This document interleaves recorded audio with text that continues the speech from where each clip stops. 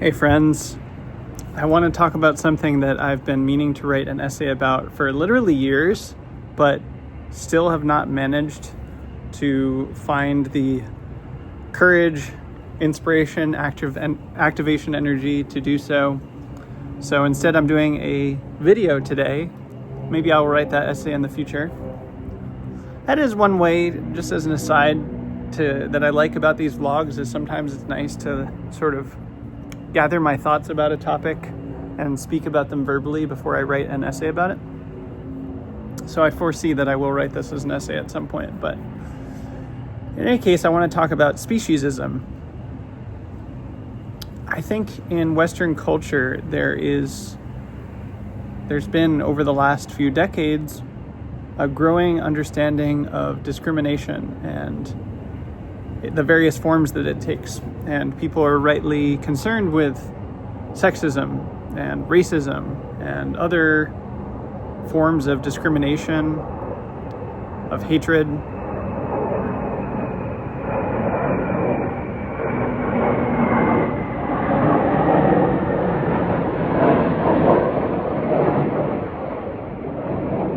There's an understanding that these things aren't acceptable and that they have real consequences and that we can do better. And I applaud that. I think that racism and sexism and other forms of discrimination are mental, social, spiritual diseases of a kind. They're not serving us, and we should investigate their causes and conditions, and we should overcome them. And I applaud everyone who is working on these issues. And also, the form of discrimination that I personally care quite a bit about and don't see many people talking about very often is what you could call speciesism, which I would define as the human belief that we are more important than other species. We value and respect ourselves as humans. We understand that we are meaningful and significant. We understand that we are different than other species and that we have certain traits that are good, that work for us. Someone else could explain these better than I can, but humans can think in certain ways that other animals may not be able to. Humans can coordinate and accomplish things that other species can't do. And we have accomplished a lot. We've gone to the moon, for example, and we've invented the internet, and we can write books, and we can make music, and all of these incredible things. And we are enamored of ourselves, and rightly so. The accomplishments that we've had as a species are incredible. And I would say that doesn't make us better than other species. We may be superior in specific functions or capacities, but it doesn't make us intrinsically better. And speciesism is the belief that humans are better, that they were worthy of more care and love and respect and consideration. And this shows up in a lot of different ways, some of which are very obvious, some of which are very subtle. But once you see it, you can't unsee it. And it really breaks my heart, to be honest. It hurts when I see people being speciesist. And when I hear people saying what I see as statements that are speciesist.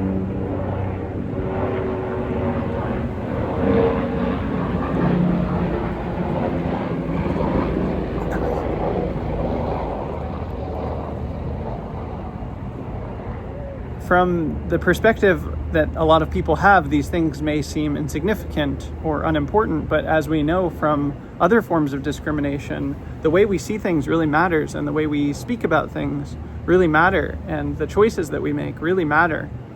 Whether they're small or large, they can be quite impactful, and they can hurt other people.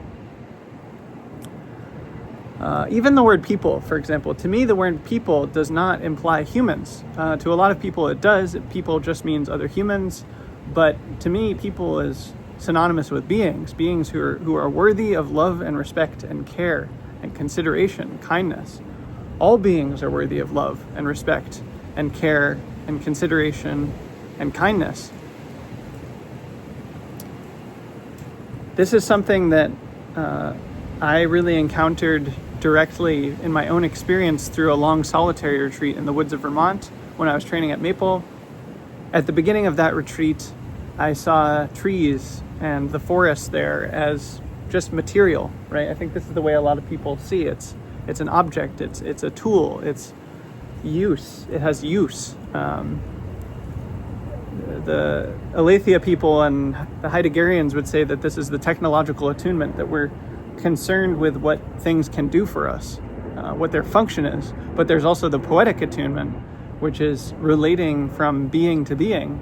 And I was robbed during that retreat of that way of seeing. I could no longer see trees as simply material, as simply use. I saw them as beings and even friends. It was a perceptual shift that hasn't gone away. I just see trees, flowers, animals, plants of all kinds as beings, as friends that are worthy of love and respect and kindness and consideration. And you know, if you consider, say you were at a party and you're hanging out with a friend and someone does something unkind to your friend, someone punches them, for example, you would feel hurt about that. You would be upset about it. You would try to protect your friend. You would try to stop the person that was hurting them. That's a normal human thing to do, to protect your friends, to care for them, to be concerned for them. And we're quite good at this. And that's the way I feel about plants and trees and animals, where we're constantly doing all of these unkind things to plants and animals, to the planet, that we're blind to because of the way we see.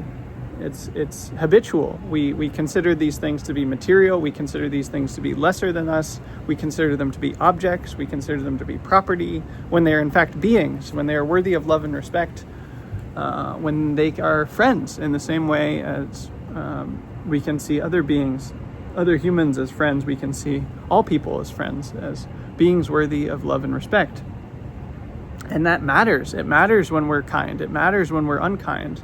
Those actions have effects and they really impact people.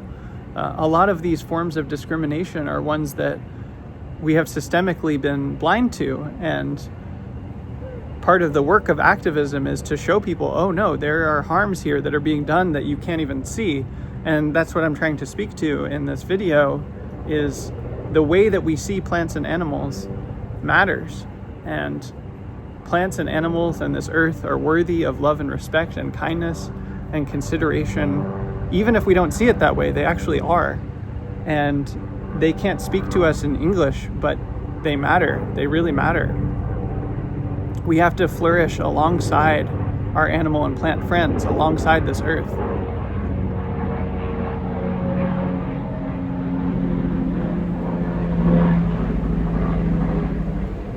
This comes up actually a lot of time. A lot of people these days will speak about human flourishing, that they want to work towards human flourishing. And I'm sympathetic to that. I care about that. I think a lot of us have a sense that better ways of coordinating and living together are possible, that are better for everyone, that are what you could call omni-win, that are good for everyone involved. But I don't just want human flourishing. I want flourishing for all beings, for plants and animals and the earth. And it's important to take those beings into consideration. And this happens at large scales where we don't consider the earth, where to our detriment it hurts us as well when we act in ways that are unkind to the earth, unkind to other species, but also in small ways. It's hard to even find the language for this, but I see it all the time. Let me see if I can articulate this. But for example, a lot of people have pets, okay? And they have a dog, and let's say they have a dog. People often treat their pets in ways that, from this perspective, are incredibly disrespectful, that are not kind. If you see the dog as a person, as a being, as someone worthy of love and respect with its own needs, the way that you would treat another human, the way you would treat a child, then you are attuned to it. You can be attuned to it. You can notice what it needs and what it's experiencing and act in ways that are caring to it. If you see it as your property, if you see it as an object that you own, if you see it as this like furry moving object that you have as a piece of property, then you're not going to act in ways that are kind to it. You're going to act in ways that make sense to you, that are useful to you, but might actually be disrespectful or unkind to that animal. This is something I love about my friend Jane and her dog Nyla. Nyla is my easy to love animal because she's a very wise, loving, kind dog. Anyone who meets her can see this. And the way that Jane relates to Nyla is so attuned and so thoughtful and so caring. It's really the way a mother would treat her child, where if you're a human mother with a human child, typically, as a default, of course there are exceptions to this, but typically you care more about your child than yourself, and you're always thinking about your child. You're always aware of your child. You're always considering what your child needs and how you can care for it better, and watching, oh, is it okay? Has it received enough food? Does it have water? Does it need quiet? Does it need sleep? What does it need? And you learn about that being, about that child, and what it needs, what its patterns are. Human mothers are often very good at this, not always, of course, but really loving their child, really knowing their child and knowing what that child needs and attuning to them and helping them to meet their needs. And that's not possible if the subtle concept that you have of your dog or your animal or your pet is, furry object that I own, right? I really think that's how a lot of people see their pets, is like furry object that I own to give me emotional comfort, which is brutal.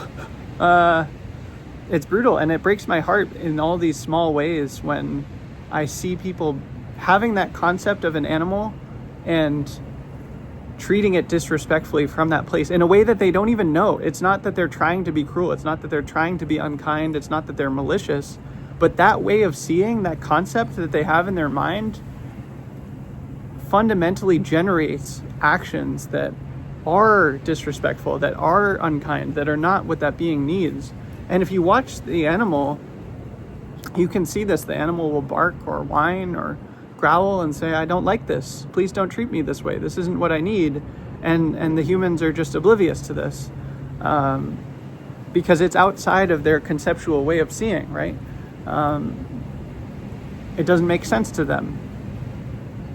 And so that's why I speak to this, is this way of seeing is pervasive, and it's causing damage, it's causing harm at local and global scales. And we need to relate to plants and animals and this earth as beings worthy of love and respect, care and kindness, both ethically for ourselves to act skillfully and to come into harmony with the planet. There are so many ecological issues that we're facing, which I'm not an expert in. I don't know everything about these things, but from my perspective, we need to shift how we see this earth and how we see plants and animals to a way of relating that's kinder in order to solve these issues. Of course, there will be technical solutions. Of course, there'll be changes in our society that we need to make in order to have a better relationship with the earth, with its climate, with agriculture.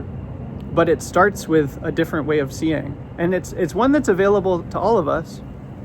All of us treat other humans, at least some humans, with love and respect and kindness. We treat our close friends with love and respect and kindness, consideration. And we're capable of doing that with other humans. And the shift is to see other beings as worthy of love and respect, to stop preferring ourselves and putting ourselves higher than other beings, but to take into account the well-being of others as well.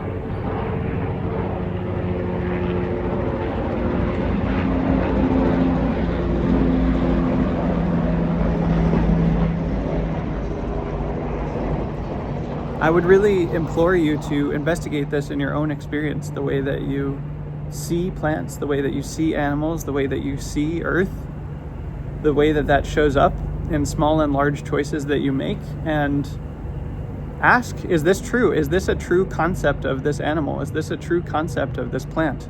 Is this a true concept of this Earth? And is there a way that I can relate to this animal or plant or this earth that is kinder, that is truer? It feels better to relate to plants and animals and the earth as beings of worthy of love and respect, and I believe it's also more true. So I hope you investigate this for yourself, and I hope you see if there are any changes you would like to make in your behavior accordingly. And I hope that we can reckon with this as a species. I really hope we can. We want to do the right thing. People want to do the right thing, and this is a problem of perception. No one is trying to be cruel, no one is trying to be unkind, but the way that we see, the state of mind that we have, the concepts that we have in our mind,